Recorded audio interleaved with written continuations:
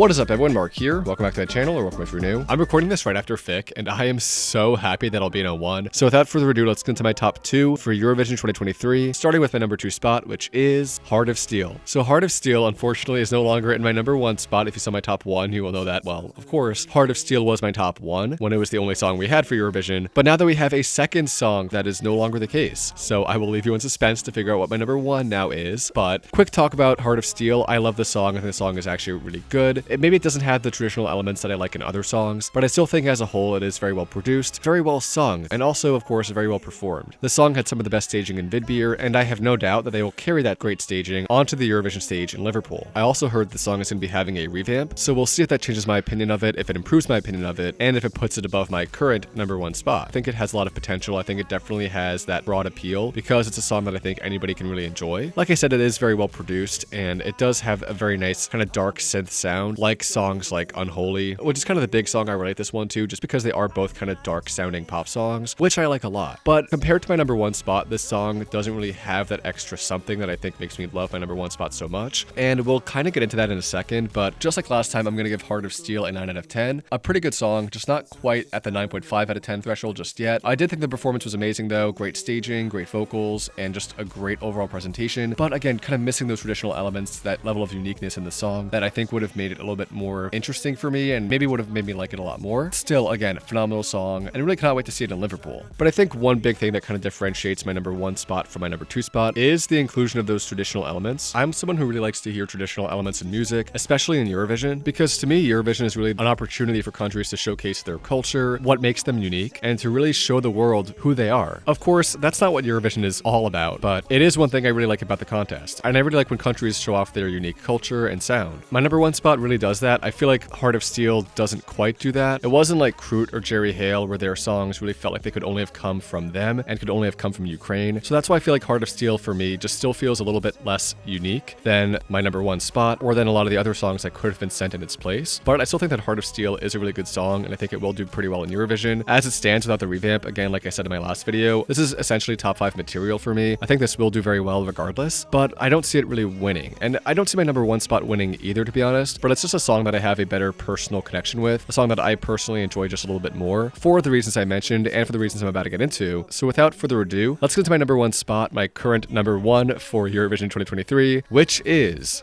Albina Kelmendi and her family with the song Duje. I was really rooting for her. If you saw my Festivali Kongress top 26, then you know that I had Albina Kelmendi in my number 1 spot with the song Duje, and even though I had other favorites in FIC, this really was the song that I was hoping to see on the Eurovision stage. This song is everything I could want and more from Albania. I think it's just so wholesome, so charming, and just so much fun to listen to. The song has a lot of traditional elements too, which I liked a lot. I feel like Albania always sends a really traditional sounding song to Eurovision, and this song is no exception, so I'm really happy that they kept with that. It's also got those wholesome elements that I like a lot, like of course the fact that this is Albina singing with her family. There's a lot of great moments, like where she's holding hands with who I assume to be her mom and dad, which I thought was really nice and honestly very heartwarming. And there's also the fact that she gives all of her family members time to shine, which is A, really nice of her, and B, makes the performance feel a lot more engaging. It's not just about Albina and her amazing vocals, because they are amazing. It's about all of them. It really feels like a family performance, so there's a little bit more going on, but it's not distracting. And I really am looking forward to seeing how this is staged in Liverpool. I think Ronella last year was phenomenal, but I think with Ronella, I loved the song Secret, but the staging was not really for me. I don't really see them having issues with the staging here. I think they can actually keep it very simple, just like they had in FIC. Beyond that, I love the instrumental. The instrumental sounds very traditional. Of course, it has a lot of those traditional Albanian sounds, like the ones we got from Secret last year, like the ones we got from Karma the year before. This is a song that could only have come from Albania, and that is one reason I love it so much. And this is a performance that could only have come from Albina and her family. This, for me, was one of the most unique songs of the night, and one of the most endearing. It was amazing to see how much the audience loved Albina. Like when we were about to hear the public vote, the audience was cheering Albina, Albina, Albina at the top of their lungs. And they even had little posters of her, little kind of like almost blankets with her name and her face on it, which I thought was really adorable and just showed how much Albania loves Albina. Another thing that only makes me love this song and this performance so much more. I just feel like overall the song has so much for me that I look for in a Eurovision song that I personally appreciate and love about this contest. And that's a big part of why I put this song on my number 1. one spot. The song itself also is just so much fun to listen to. It's really creative and kind of like Secret last year. It isn't very predictable. You don't really know when there's going to be a chorus or when there's going to be a verse. There's also a lot of instrumental breaks thrown in here and there that keep the song refreshing and just kind of keep you on your toes. So for me, this is really a phenomenal song that I will give a 9 out of 10. I'm not going to give it a 9.5 out of 10 just because I think there is some room for improvement, and not even with the family or their vocals. I think they're all phenomenal. I think the only thing is I just want to see the song with maybe better production value. I feel like this song could really benefit from maybe a revamp or just having the technology and resources that the Eurovision stage would provide. As it stands, just based on the performance, I would give the song a 9 out of 10. I want to see if they revamp it. Maybe I want to see another performance or two. And maybe as the song grows on me even more, I'll give it a 9.5 out of 10. But I do want to hold off on giving it too high of a score just because I don't want to have my personal bias of this song overshadow everything else. Again, these songs are ranked mostly on my personal preference and what songs I personally click with the most. But I still want to be somewhat objective in the sense that I don't want to give all my songs like 10s out of 10s or 9.5s out of 10s just because I like them. And this song is really good, but we'll see how it does in the actual contest. I think this song could definitely qualify. I would like the song to qualify, and I do think that because it had such public appeal in Albania, there's a chance that could translate to international appeal. And I think that this song, because it's so wholesome and also so unique, could really resonate with a lot of Eurovision fans and audiences around the world. So I am pretty optimistic about this song's chances for qualification, but I do want to wait and see if they revamp it, how they revamp it, if they change anything about future live performances, just before giving this a more definitive ranking. But right now, for me, the song is also a 9 out of 10. And so yeah, just a song that I really like a lot and one that I will keep listening to because it's fun and so interesting and just is so unique to Albania and their culture. I can definitely see this song being one of my favorites by the time May comes around, but we'll see. I'm really excited to see what the other national finals bring, what the other countries that aren't having national finals decide to send to Liverpool. I listened to the songs from benidorm and SD Lal, and both contests had phenomenal songs in them, so I really am optimistic about this year. I really am looking forward to it, and I really want to know what you think about it, because this channel is not just about me and what I think, and I really want to start a discussion in the comments. That's what makes this channel exciting, to be honest. Reading everyone's comments, talking to people, hearing what you have to say, and starting discussions. It really kind of feels like we're having a little Eurovision community over here, and I just really like that a lot. And it is just one of the many things that makes doing YouTube very fun. So with that, thank you all so much for watching. Please be sure to like, comment, subscribe, and I will see you all next time.